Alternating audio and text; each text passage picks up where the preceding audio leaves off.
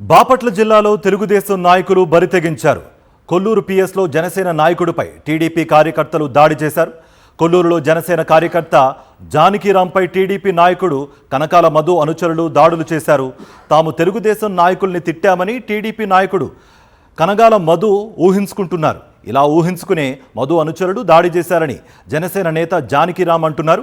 రాత్రి 11 గంటలకు ఫిర్యాదు చేయడానికి పిఎస్కు వెడితే ఒక్కసారిగా 50 మంది కనకాల మధు అనుచరులు పోలీస్ స్టేషన్లోనే తనపై దాడి చేశారని మధు చెప్పారు. దాడి చేస్తున్న సమయంలో పోలీసులు అడ్డుకోవడానికి ప్రయత్నిస్తే వారి మీద కూడా దాడి చేశారని జనసేన నేత జానకిరాం ఆవేదన వ్యక్తం చేశారు. టీడీపీ నేతల దాడిలో తన మేనల్లుడికి కూడా గాయాలైనట్టుగా జానకిరాం తెలిపారు.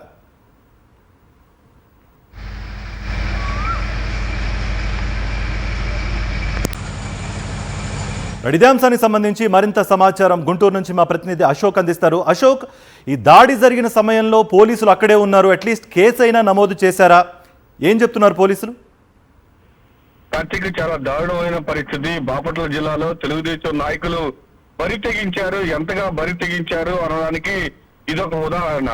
కొల్లూరు పోలీస్ స్టేషన్ లో కొల్లూరులో జనసేన నాయకుడిని టీడీపీ నాయకులు దాడి చేశారు. వెంటనే జనసేన నాయకుడు జానకిరాం కొల్లూరు పోలీస్ స్టేషన్ కు రాత్రి 11:30 సమయంలో ఫిర్యాదు చేయడానికి వెళ్లారు.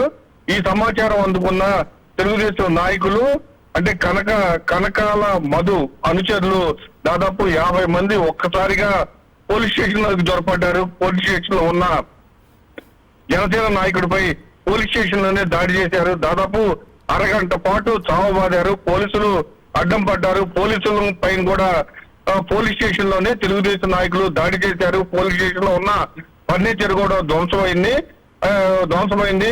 దీంతో వెంటనే పోలీసులు వాళ్ళందరినీ నెట్టేయడం జరిగింది. గాయపడ్డ జానకిరాంతో పాటు అతని బంధువుని కూడా ఇప్పుడు గుంటూరు ప్రభుత్వ ఆసుపత్రి తరలించారు. వాళ్ళిద్దరూ చికిత్స పొందుతున్నారు. పోలీస్ స్టేషన్ లోనే ఒక ఫిర్యాదు చేయడానికి జనసేన నాయకుడు వస్తే తెలుగుదేశం నాయకులు పోలీస్ స్టేషన్ లోనే నిర్బంధించి పోలీసుల్ని కొట్టడంతో పాటు జనసేన నాయకులను కూడా కొట్టడం ఇప్పుడు చర్చనీయాంశంగా మారింది. Karthik, thank you Ashok.